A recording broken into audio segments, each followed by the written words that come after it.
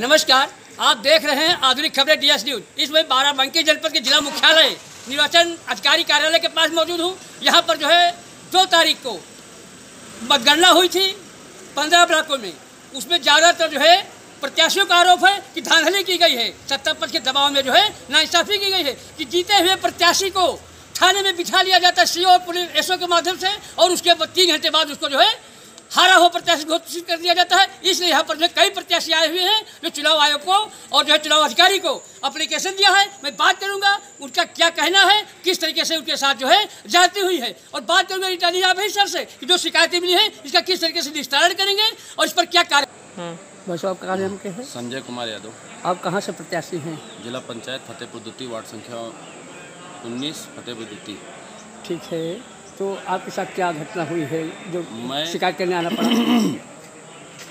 6381 vote पाया हूँ जी, और जो है मेरा विपक्षी है वो 6065 वोट पाया है। 316 मतों से मैंने जीत दर्ज की है जी। और हमको जो है जो फाइनल रिजल्ट हो रहा था तो जब लास्ट बक्सा गिन रहा था पूरे वोट मुझको मिल गए, तो मैंने अब 316 वोट से अपनी जीत बता दी।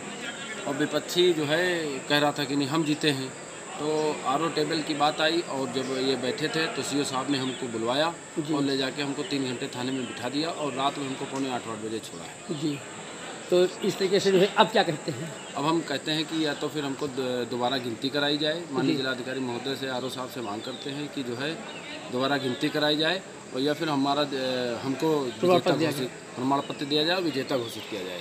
जी, अच्छा, यहाँ पर जो आपने यहाँ एप्लीकेशन दिया तो यहाँ से क्या आश्वासन दिया गया? अभी बताया है कि जो है हम पूरी छानबीन कर रहे हैं और हमने बूथ वाइज वोटों का उनको अपना गणना बताया है कि हमको किस बूथ से कितना वोट मिला, किस ग्राम पंचायत से कितना वोट मिला है। हमको कुल 63 से 81 वोट मिला है टोटल।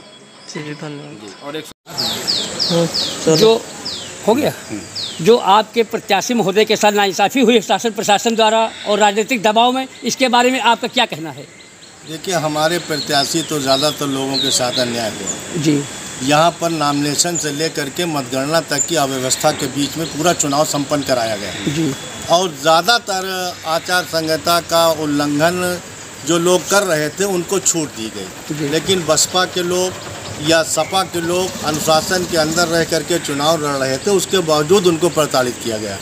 यही नहीं, कई जगह पर ऐसे हैं कि 34 वोट, 20 वोट, 25 वोट बेईमानी कर रहे थे। लेकिन समाजवादी पार्टी के ज़्यादातर लोग 10,000, 5,000, 6,000 से जीते, इसलिए इनकी दाल नहीं गल पाई जी। और ये प्रशासन अभी तक आप समझ लीजिए कि 1 बज गया है, अभी तक इनकी फीडिंग नहीं है। रात के 2-3 बजे तक बीडीसी इन लोगों के भी प्रमाण पत्र नहीं मिले थे जी। तो कोई व्यवस्था, कोई ड्यूटी जो लगाई गई थी चुनाव में भी, वो भी सफाई कर्मी के पूरा चुनाव करा लिया गया। सही प्रशासन ने सही उसका वो नहीं किया जी, जो बहुत ही दुर्भाग्यपूर्ण है। इनके साथ जास्ती हुई है, अगर नहीं हो रहा तो इनकी पुनः काउंटिंग करा ली जाए। यदि मान लिया शासन प्रशासन नहीं दोबारा मतगणना कराता है, जिस तरह से बंगाल में हुआ और बिहार में भी हुआ कि कई विधायकों को हरा दिया गया, तो आप लोग आगे क्या लड़ाई लड़ेंगे? देखिए, ये बिहार नहीं है, ये है उत्तर प्रदेश जी। हम और बहुजन समाज पार्टी के जिनके साथ अन्याय हुआ, जिनके निर्दलियों के साथ अन्याय हुआ, हम सब मिल करके जो भी अगर ये जास्ती करेंगे उसके खिलाफ संघर्ष करेंगे। धन्यवाद। गौतम जी, आप बताइए, आप कद्दावर नेताओं में से है बहुजन समाज पार्टी के, जो आपकी पार्टी के कार्यकर्ताओं के साथ, सपा के कार्यकर्ताओं के साथ, यहाँ तक कि जो आप लोग के हाथ है आप लोगों का उनके सर पे, तो निर्दलियों के साथ भी जाती है, इसके बारे में आपका क्या कहना है? देखिए, इस समय जो चुनाव हुआ जी इस सरकार में, भाजपा ने पूरी तरह से लोकतंत्र की इस चुनाव में हत्या करने का काम किया है जी। बीजेपी के लोग किसी न किसी बहाने, निर्दलीय हों, चाहे सपा के लोग हों, चाहे बसपा के लोग हों, इनको किनारे करने की पूरी कोशिश की। लेकिन जनता ने बीजेपी के लोगों को, जितने कैंडिडेट रहे हैं, निश्चित रूप से पंचायत चुनाव में जिस तरह से जनता ने बीजेपी के खिलाफ जनादेश दिया है, इन नेताओं को चुल्लू भर पानी में डूब मर के अपने पदों से इस्तीफा दे देना चाहिए। धन्यवाद। सर जी, जो चुनाव संबंधी शिकायतें मिली हैं प्रत्याशियों ने की है, इसके बारे में क्या कहना है आपका? देखिए, उसकी एक विधिक प्रक्रिया होती है, जो भी संबंधित रिटर्निंग ऑफिसर होते हैं, आरओ होते हैं जी, वो उसका अध्ययन करते हैं और फिर जो भी गुण दोष के आधार पर विधिक रूप से वो निर्णय लेते हैं जी। वही कार्य जो है किया गया है। अब तो मतगणना भी लगभग समाप्त हो चुकी है, टैबुलेशन का कार्य चल रहा है जी।